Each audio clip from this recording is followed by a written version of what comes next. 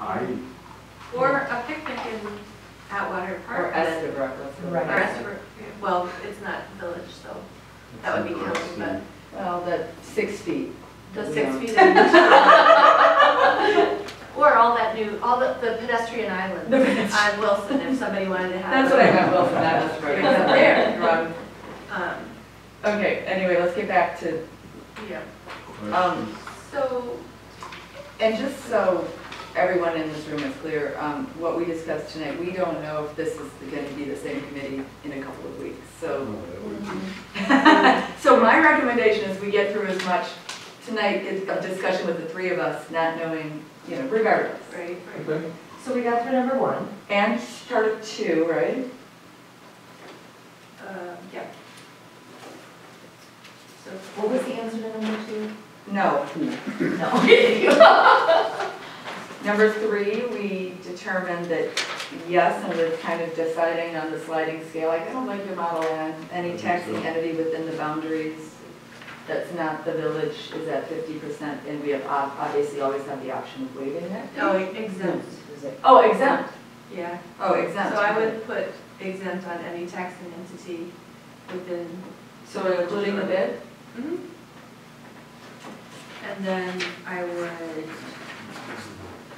a nonprofit like a seed or the Shorewood Foundation where residents benefit from the proceeds. At 50% and then 100% for businesses that benefit financially, or not the previous 2? Yeah. How does it, I mean, if bid, say this soccer event, what constitutes That's not a bid? bid event. Yeah, I mean, what's a bid? Well, how do you define it? In the past, what we said is if it's hosted by a single business, if they pull a permit. Okay. So like the Packer party at camp. Yes. Camp. Yeah, right. Soccer party, 3 Lines pulls the permit. Okay. It's there. Okay. It's the person who pulls the permit, essentially, and is responsible for the overall management of the event. Okay. Right. Okay. So, right, and that is kind of what originally was the thinking, and we tried to implement that, but on an unofficial basis, and then, you know, kind of. I think we would need to have to set a ceiling as far as what we're able to absorb financially as a village if we're going to, because what if there's an event that's, you know, about ridiculous amount of overtime hours? Right, yeah, and that's the thing is I support events, I agree with all the benefits that have been here, but I want staff to be paid and paid well. Right. And I actually don't mind absorbing it out of tax levy because I feel like it's a service. No, I get it. But if that is not going to be the pleasure of the board, I also then want to set. We don't have it in the 2019 budget Right. to sustain all the applications that would fall under that criteria. Exactly. So we have, so then we're going to put staff in a tricky spot of determining which. Right, which I don't want to do. So Right. that's where I get to, if my priority is events and staff being paid well, then I go with everybody pays, that we calculate a fee. And maybe it's a flat fee that's globally not exactly right for each, but it kind of like averages out that it would, you know, cover most of staff overtime or whatever, based on a 3-year average or something. But then everybody pays that, because then that would hit my 2 priorities if our board is not going to absorb, you know, that into tax levy. Well, then, can we just move to 4 for a second, because it's similar F, it's a lot less a permit fee versus the cost of That's doing where business. that's where my formula came from. Oh, it's on number 4, it's not on. Permit fee, that makes sense. Oh, permit fee. Yeah, I'm talking about overtime. Yeah, I'm curious about the permit fee. Right, that's why I'm saying, can we get to the easy one, which is number 4? Oh, yeah. That's fine. Yeah. That's fine. Yeah, So 4A, should there be different amounts for nonprofits versus profit application? What is the standard permit fee? $100. What? $100 for a special event. I think I'm fine with that being Yeah. uniform. Yeah, Okay, should Shorewood applicants such as men's club, C, be exempt from payment? And I think no. For permit fee? No, it's because For you're. a cost of business processing, yeah. Yeah. So, okay, So 4 is no, 2 is no, 1 is no. 3, Three, Wait, is 4A no and 4B? you ever. correct. So Be it's resilient. no, not exempt. Yes. So number 1 is, we don't have, no. That's writing down, I'm sorry. Yeah, I wasn't okay. trying to tell you the answer. Yeah, sorry, go ahead. If you want to, I have number 1 no, number 2 no. I don't have anything for number 3 yet, but on 4A, I have yes, waive the fee. No. No. Yes, charge. Charge. Charge. Oh, so okay. the answer is no to 1, 2, and 4. And, 3 is over. and And then the then A's and B's are 4B, no, no. Correct. We no. got 25 minutes, let's Oh, we knock got- this out. We're efficient. You guys are on a This roll. committee- This committee gets things done.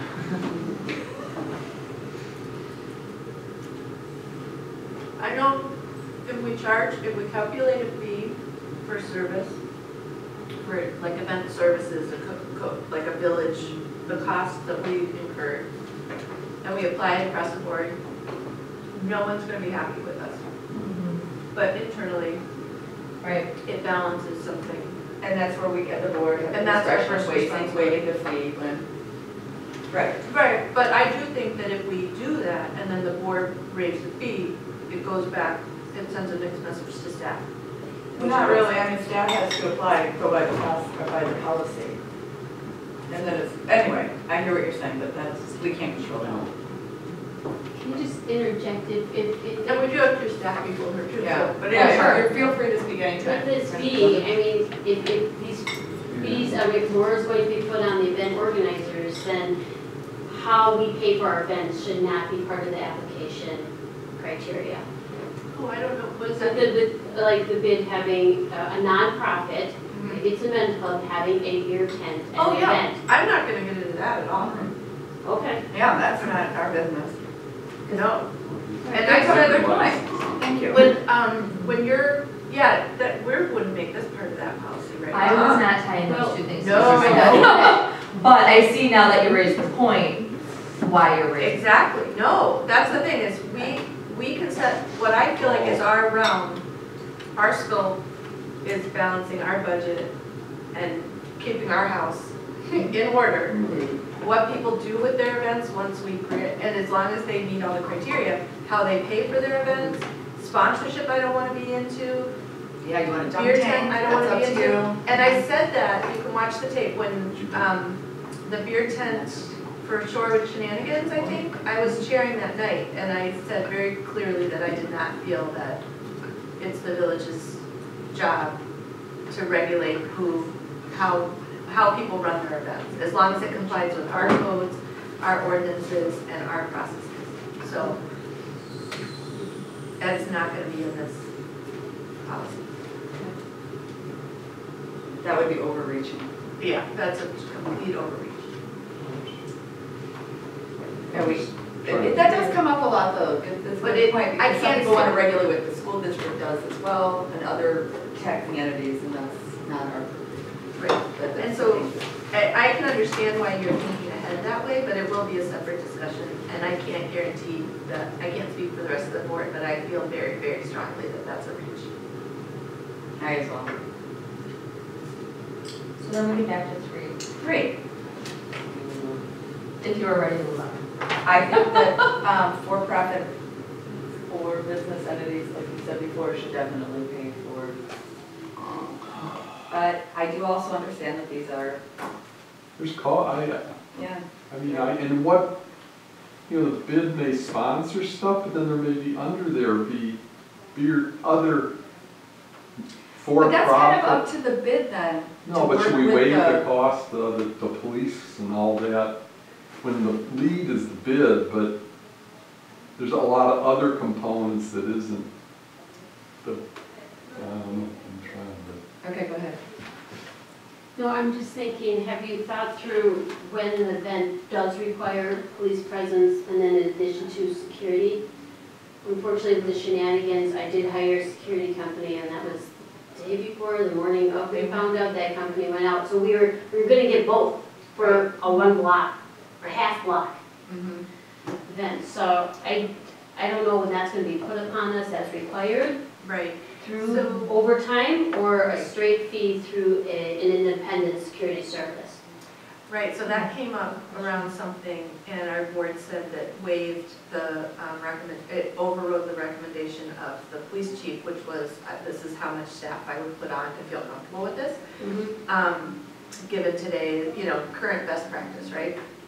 And our board said, no, we will let the applicant hire their own security. And I did not agree with that, because what happens is that the police chief still ends up putting the staff on, because if something happens, he feels a response, he's not gonna take that, you know, that risk. So then we still incur the cost, and, you know, we still provide the service just because it's a level of safety and sort of best practice. So I do not also want to get into the business of what events require security, or how much staff presence is needed. You know what I mean? I don't want to tell staff how to do their job. And I also don't want to say, I was very uncomfortable during that instance where the board was like, nothing's going to happen, I think security's fine. You know, I'm not going to take that. The rest of our board might, but I won't. So we have not, I don't know if we had that discussion, I'm just telling you how I would vote on it, but our board might come to a different. Well, part of the policy, part of the process is recommendations from the department heads on what the costs, the associated costs and needs are. And I agree that it's not, and I may have been on the wrong side of that vote, but it's not up to the board to determine how the departments run their departments. Departments run their departments. So.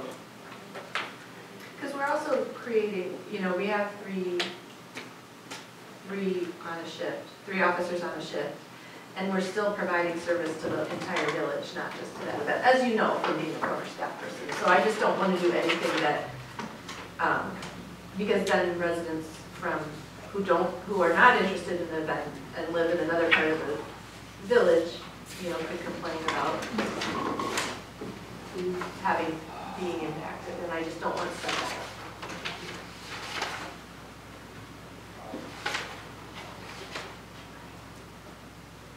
You want to add anything? No, I'm sure we continue to talk on that. Yeah. So back to number 3. Do we have any, so let's start at the point for where we may have agreement, we may have agreement. Is there any? Actually, before we do that, can I ask Erica and Arthur, I mean, kind of what do you think the position of the bid is? I mean, you would prefer not to pay for village services that are required for an event, right? Sure. Correct. I think we're okay with the fee. Permit fee. Oh, Permit fee. that's very generous. Just trying to get back. We're just trying to get back. Great.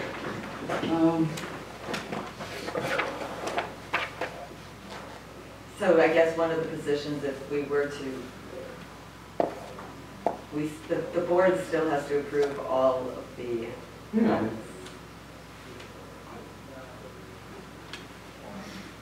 I'm having a little trouble just saying we're gonna waive this. I mean, we don't know what I hear ya. the amount costs, how big of the event I is, wouldn't- what our I don't wanna budget be in that position. situation. No, No, I mean just blanket, they don't have to pay. right. But that's what you proposed. I guess. Oh, Oh, that was for permit fee? permit. No. I would prefer, I think it takes care of our organization, and I feel like that's my first responsibility as a village trustee. Yeah. Like if I go in order of what I feel like my responsibilities are, I feel like calculating some type of fee that, that's a flat kind of global fee for running an event that's not a permit, it's like a staff and service fee or something. Okay. And charging that to everybody, every applicant. So there's a permit fee, and then there would be an event fee that covers staff services. Applying that to every applicant, in my mind, takes care of what the issue is on the village side,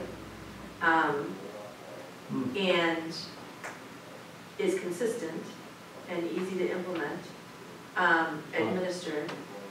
And although it makes us very unpopular with our partners. So the unpopularity part, the next compromise in my mind would be any taxing entity within our village is exempt. But to your point, that does set us up for tax levy impact, no doubt about it. So, So I don't, and I don't have a problem with that, you know, but I'm not the board who's passing 0% budgets, so. yeah, Or staff, I mean, I'm just thinking, like, say we're short, people are on medical leave, we're Yeah. short, we don't have the Right. we aren't somehow guaranteeing we're providing, the village is providing services when we can't. I mean, we should probably strengthen the denial, of things for consideration. This says use of village I'd be clear, the cost of the event to the village, or, you know, the availability. Really strengthen that, but that's really a factor, I think. so I like the uniformity aspect that you had mentioned, but I don't feel comfortable with a flat kind of tax, as I would see it, which, An assessment, an event assessment.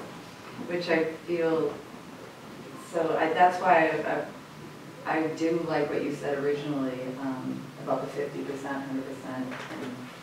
Village-sponsored events such as 4th of July, which is the other one, right? Exempt.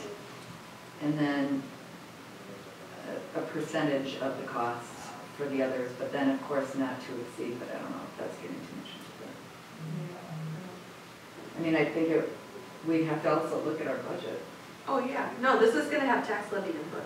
Unless we do a flat fee for everybody, it'll have tax levy input, and it will be, which, again, I don't mind a minor tax levy increase, you know? Right, well, we So pay for it's- marketing and communications, we all understand the importance of celebrations Right, I and think it's Vision very- 2025 and how it folds into, you know, our open and welcoming community, equity, trying to attract people from all around, so. I mean, our village, we used to spend a considerable amount, or maybe it was a bit, I don't know, on the real estate. You know, there were certain events, so yeah, so I am comfortable with spending some money, but it's also tricky here because we don't know the cost. And We can look historically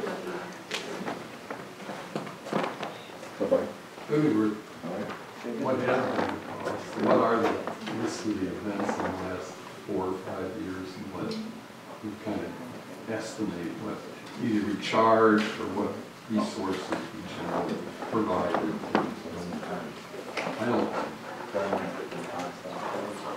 I don't think the method we have existing where we just say, no, we'll absorb it. As the event comes up, we look at it and say, yeah, no, we can waive it. Say we're gonna deny it because we can't afford the officers, then the applicant, we say, you gotta provide the security, or you're denied because we don't have the officers to support. We don't have the money to provide the officers to this event, so we're gonna deny it. You're a tax-funded entity, but we're gonna deny it because we don't have the funds to pay the overtime. Right, we don't have it in the budget. Right. Yeah. Right, so we would essentially be denying everything. Denying it, and they could say, well, we'll pay it. Because essentially you gotta negotiate, you know, we wanna hold the event, and we're willing to pay the funds to pay for the support services for the event. And do that case by case basis? That's what we're doing. Yeah, and that's what I would like to get us In a way. out of that, because I feel like it's just puts everybody in a, I just don't think that that's the job of the village board, is to negotiate with each event about what we can afford and what we can't. but at the same time, we are producers, we're in charge of the budget. And Yeah. so, but what we want to alleviate here is staff having to make that, we want staff to have a clear message to all applicants, understanding that there might be variability beyond, I mean, I hear you, I don't want to be part of each and every discussion on that, but So if we waive we waive it, then staff is under the impression, oh, I gotta come up with $5,000, this is a big event. Overtime, I mean, yeah, overtime, and you're saying, yeah, you're gonna talk about it, I just gotta absorb it. Right, So if, at least if they cost it out and go, it's your decision, do you wanna contribute the 5,000 in cost to this? It's not that automatically just the department absorbing the cost. right, I don't, exactly. Either I would think that if we wanted, if we don't want to charge a fee, then I think that responsible budgeting, we would need to budget enough Okay. overtime for the number of events that we anticipate Okay, based on historical data. okay. And if we don't spend it, we don't spend it. Or if an event gets canceled because there's a change, you know, whatever, Right. then it just falls to the bottom. But that for me would make sense, so that it's not every event, we gotta go over whether we have the money or not. We either budget to do this for the village, Okay, and it's done, okay, or we don't budget for it, and we charge okay, everybody. okay. That to me is the That thing, makes it's sense. either like complete generosity, or if we go with 50% even, we still, there's tax levy impact Okay. that I think we need to budget for. I like that, I mean, because you essentially recognize the cost and the board allocates the amount of money needed to support these special events. And it provides the funds to the departments. And then it's up to us. If we run out of the special event overtime, then, well, we need to put more money in, or, so it's the financial impact of this policy decision, not just. so this brings up another point then, when applications come in, I guess it's up to the event coordinators to get their application early versus later. Well, the idea is to try That to will come up. anticipate. That will come up, It will, but maybe not now. That's a beer, I just had to give you a, that's pretty good. thank you. I was like, I remember. it really kind of So- changed my thought process. Yeah. Like working with you. Give us enough time, we need time, it takes us a while. Looking at the new chair of finance. Oh. So, and one of the reasons, just to remind us that we are discussing this is because we have had this discussion in the past. So many times. So many times. And we, at the time, were talking about having a celebrations committee and having a line item in the budget for village celebrations. And that fell off of our board discussions since 2016, or 2015, but anyway. So I'm glad that. So now what we need to do, I guess, is, I'm not the chair here, but it seems like we need to send this back for some strengthening and also a fiscal note to, so that we can consider it. And then I didn't know in the special event permit application procedures document, there are these pink highlights with notes, and I don't know if we're supposed to comment on those or who's providing those notes or what they. Not yet, they're just placeholders for staff. Oh, okay, great. Thank you. Yeah, I don't, So if we were to develop estimates for a fiscal note, or costs, identify costs for a fiscal note, I know one of the questions that I would have is, if I was one of the staff members generating those numbers from the department head is, what should we base it on? And so do you want them to take a look back at the 2018 year? And I And know then that, develop a fiscal note for that, what's yeah, gonna some spend on that? parameters. Yeah, I would say, if I may. There was, I believe it was St. Robert's wanted to have a fun run and wanted to close the street. And so Chief Nimmer was kind enough to, and diligent enough to provide a memo that indicated what staff would be, or what the staff placement would be.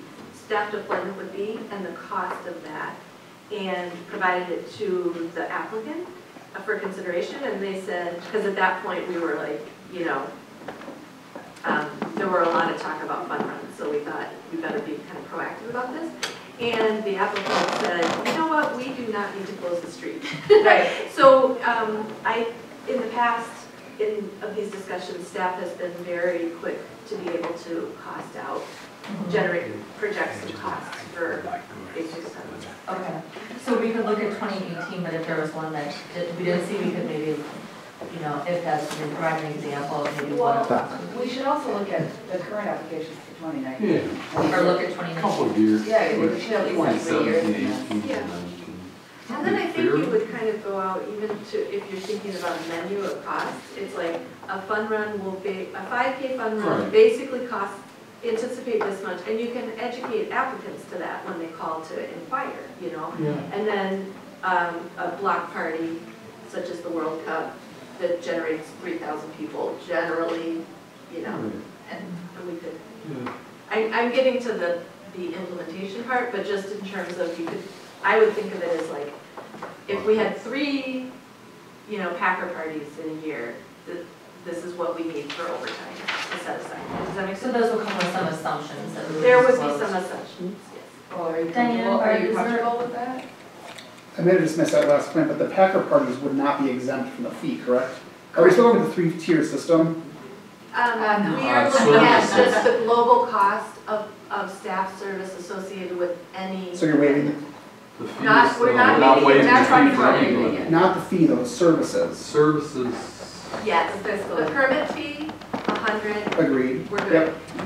The cost to the village to provide services for an event, that's what we're trying to get a fiscal impact sense of, so that as a board, we can decide whether we're gonna take that as tax levy and line item budgeted, or make But- the applicant pay it. I guess I was assuming that it still carried the 3-tiered system where the private applicant would always pay. No?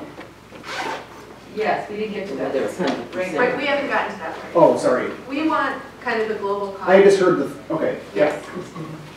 Because in my mind, the reason is, because I believe that a private business applicant is gonna come and make a case for why they're not really a private business applicant, each time. So I want to reserve the right in our discussion to, you know, look at the possibility that we, you know, may just do a flat fee. And then just one more quick question. The other concept that was brought up was whether or not there's a maximum that you would provide. So say it's a very large event, you would waive the fee or the service fee up to a certain amount. Was that still being considered, or was that's out as well? I want to be accurate. First, I want to know how much yeah. we would have. I think what I'm looking for, the strategy that I'm taking, not a winning strategy, but just the process I'm taking is, if I can understand what the total tax levy impact potentially would be of not charging service back to anyone, not doing a charge back on services to anyone, then I can start looking at, okay, that's really too hard to handle, so how do we reduce that? So we're not answering question 3 until we have that information. That's my understanding. And that's what I'm getting at. Is that what the other two Right, we need to Okay. understand what we're Following. doing. Yeah, following.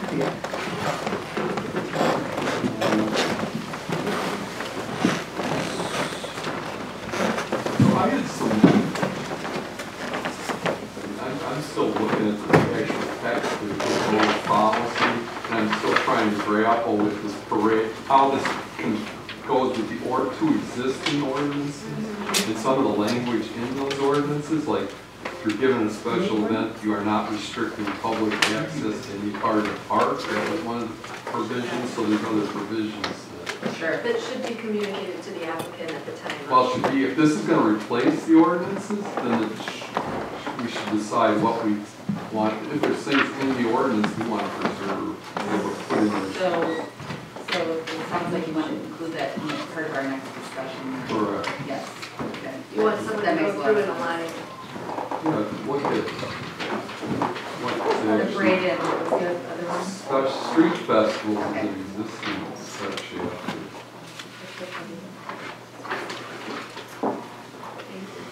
I might give Sarah my question, so maybe if there's gonna be more questions we need to discuss, we can put that on the list. That seems to work.